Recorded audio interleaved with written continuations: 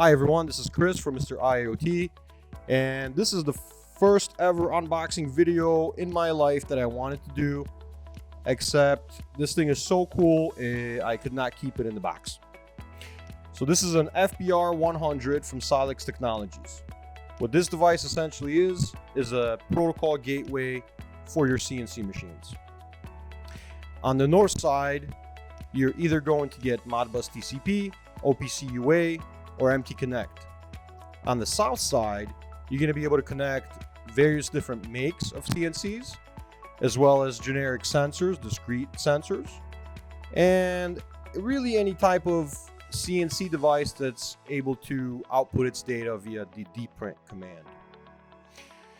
So this device is made in Japan. I love the construction, and let's go through some of the ports on here. So on top, you have a place for two Wi-Fi antennas, and on the bottom, you have three isolated discrete inputs for things like sensors that are independent of really any of this network functionality. Then there's some dip switches, which we'll talk about later.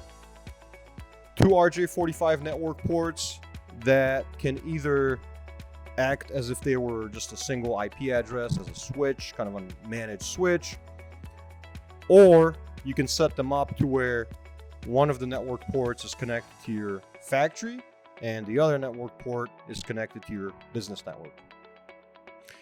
RS-232 port for the dprint functionality, and two ways to power this guy. 24 volt has a JST connector, the 12 volt has a barrel connector, and we got our AC adapter going in here. The four LED lights, there's one for CNC, which right now it's red because we're disconnected from the network and we don't have any CNCs configured. Other one is power, obviously, Wi-Fi activity, and serial activity. On the back side of this guy, there's a place to DIN rail mount it. And that's pretty much it. On the hardware itself, it's very well made.